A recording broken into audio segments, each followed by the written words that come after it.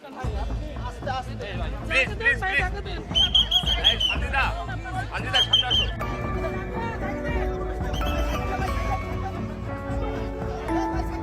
হাসিনার জন্য স্বামীর মৃত্যুর সময় পাশে থাকতে পারেনি।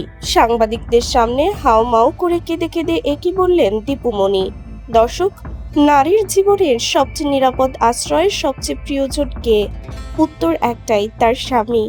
অথচ আজ এমন এক বুক ফাটা আর্তনাদের গল্প আমরা শুনবো, যা শুনলে আপনার বিবেকও কেঁপে উঠবে। যার ইশারায় একসময় দেশের সব হিসাব নিকাশ পাল্টে যেত, সেই প্রবল প্রতাপশালী ফ্যাসিস্টের অন্যতম প্রধান দোসর দীপুমণি আজ নিঃস্ব। জীবনের সবচেয়ে কঠিন সময়ে স্বামীর শেষ নিঃশ্বাস ত্যাগের মুহূর্তে তিনি পাশে থাকতে পারেননি। জেলের চার দেয়ালের ভেতর যখন স্বামীর মৃত্যুর খবর পৌঁছালো, তখন কেমন ছিল দীপুমণির অবস্থা? কেন তিনি শেষ মুহূর্তে স্বামীর পাশে থাকতে পারলেন না? আর প্যারোলে মুক্তি পেয়ে ফ্রিজিং ভ্যানের সামনে দাঁড়িয়ে তিনি যা বললেন, তা শুনে উপস্থিত সবার চোখের পানি বাঁধ মানেনি। আজ ক্ষমতার পালা বদলে তিনি যে শাস্তি পাচ্ছেন, তা কি শুধু তার নিজেরই হাতের কামাই, নাকি এর পেছনে রয়েছে 15 বছরের সেই নির্মম নিষ্ঠুরতার ইতিহাস, যা তারা নিজেরাই রচনা করেছিলেন? চলুন আজকের এই দীর্ঘ এবং অত্যন্ত শ্বাসরুদ্ধকর প্রতিবেদনের মাধ্যমে পুরো ঘটনাটি বিস্তারিত জেনে নেই। একটু পেছনে ফিরে তাকাই। 2008 সালের নির্বাচন। চারিদিকে যখন রাজনৈতিক হানাহানি, তখন হঠাৎ করেই সবার নজর কাড়লেন একজন নারী, ডক্টর দীপুমণি। সাদামাটা সুতির শাড়ি, চেহারায় কোনো অহংকার নেই, মুখে মিষ্টি হাসি, আর অত্যন্ত মার্জিতভাবে কথা বলার ধরন। দেশের মানুষ তাকে আপন করে নিয়েছিল। তিনি হয়ে উঠেছিলেন অনেকেরই প্রিয় মুখ। কিন্তু কে জানতো, এই সাদামাটা হাসির আড়ালে লুকিয়ে আছে এক নিষ্ঠুর ফ্যাসিবাদী সত্তা। ক্ষমতা টিকিয়ে রাখতে গিয়ে তিনি ধীরে ধীরে তার পথ হারিয়ে ফেললেন, পরিণত হলেন শেখ হাসিনার সবচেয়ে বিশ্বস্ত এবং অন্যতম নিষ্ঠুর এক দোসরে। অভিযোগ রয়েছে, তার নির্দেশেই জুলাই আন্দোলনের সময় শত শত ছাত্র জনতার বুকের তাজা রক্তে রঞ্জিত হয়েছিল রাজপথ। কিন্তু আজ তিনি জেলের অন্ধকার প্রকোষ্ঠে বন্দী। 1 বছর আগে যে স্বামীকে তিনি শেষবারের মতো সুস্থ দেখেছিলেন, আজ সেই স্বামী তৌফিক নওয়াজ আর এই পৃথিবীতে নেই। জেলের ভেতর বসে যখন তিনি এই খবর পেলেন, তখন তার মনের অবস্থা কেমন হয়েছিল তা কেবল তিনি আর ওই জেলের চার দেয়ালই জানে। এই আক্ষেপ তাকে ভেতরে ভেতরে হয়তো দুমড়ে মুচড়ে শেষ করে দিচ্ছে। ইস, শেখ হাসিনার কুবুদ্ধি শুনে যদি ক্ষমতা আঁকড়ে ধরতে গিয়ে ফ্যাসিস্টের ভূমিকায় অবতীর্ণ না হতাম, তাহলে আজ হয়তো স্বামীর শেষ সময়ে তার হাতটা ধরে রাখতে পারতাম। 12 ঘন্টার প্যারোলে মুক্তি পেয়ে যখন তিনি ফ্রিজিং ভ্যানের সামনে এলেন, তখন আর সেই দাপুটে মন্ত্রী দীপুমণিকে পাওয়া যায়নি। পাওয়া গেছে এক অসহায় নারীকে। সেখানে উপস্থিত সাংবাদিকদের সামনে তিনি হাউমাউ করে কেঁদে ফেলেন। হয়তো তিনি মনে মনে বলছিলেন, ক্ষমতার মোহে আমি কত বড় ভুল করেছি।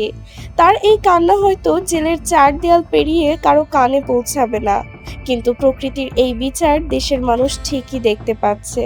দীপুমণির এই পরিণতির সাথে আরেকটি দৃশ্য দেশের মানুষের হৃদয় ছুঁয়েছে। মৃত বাবার পাশে বসে যে মেয়েটির কোরআন পড়ার কথা ছিল, সেই মেয়েটিকে আদালতের বারান্দায় দৌড়াতে হচ্ছে মায়ের প্যারোলে মুক্তির জন্য। দৃশ্যটি স্বাভাবিকভাবেই যে কোনো মানুষের মনে কষ্ট দেয়। কিন্তু দর্শক, একটু দাঁড়ান। আবেগ আর রাজনৈতিক বাস্তবতা এক জিনিস নয়। দীপুমণির মেয়ের এই দৌড়াদৌড়ি দেখে আজ অনেকেই মায়া কান্না কাঁদছেন।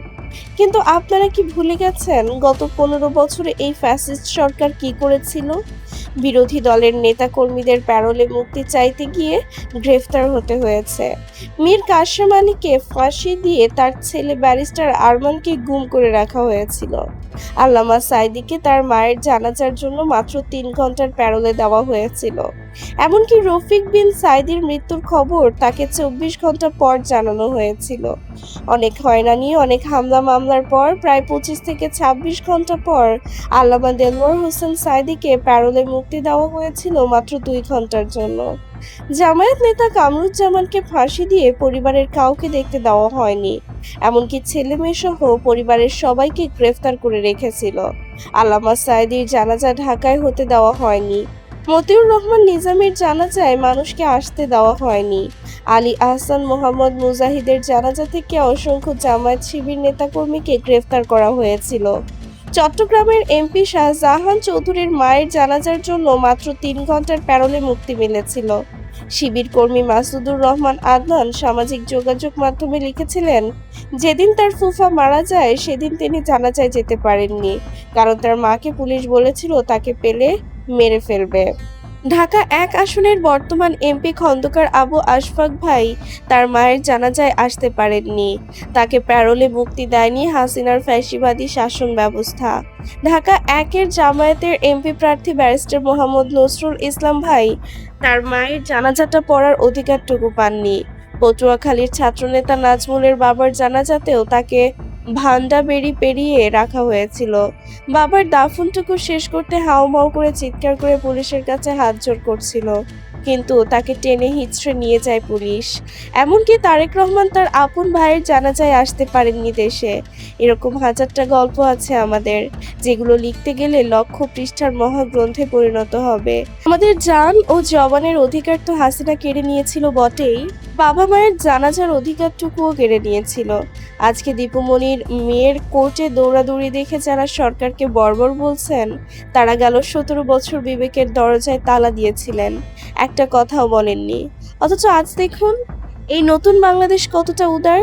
জুলাইয়ের আন্দোলনে যার হাতে সাধারণ মানুষের রক্ত লেগে আছে, সেই দীপুমণিকে কোনো হয়রানি ছাড়াই 12 ঘন্টার প্যারোলে মুক্তি দেওয়া হয়েছে। তার মেয়ে বা আইনজীবীকে গ্রেফতার করা হয়নি।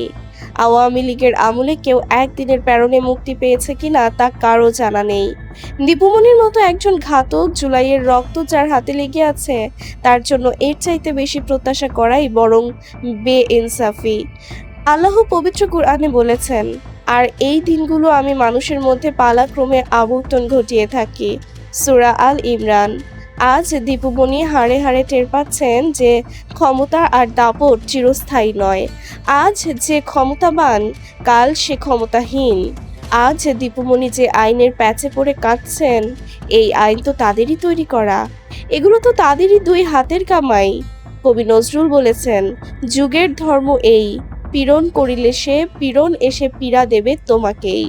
আজকের এই ভিডিওর মাধ্যমে আমাদের একটাই প্রশ্ন, আজ দীপুমণি বা তার মায়ের সাথে যা ঘটছে, এগুলো কি তার 2 হাতের কামাই নয়? আপনারা আজকের এই পরিস্থিতিকে কিভাবে দেখছেন? দীপুমণিকে 12 ঘন্টার প্যারোলে মুক্তি দেওয়াটা কি সরকারের সঠিক সিদ্ধান্ত ছিল, নাকি এটি তাদের বড় ভুল? আপনাদের সুচিন্তিত ও মূল্যবান মতামত অবশ্যই নিচে কমেন্ট বক্সে লিখে জানাবেন।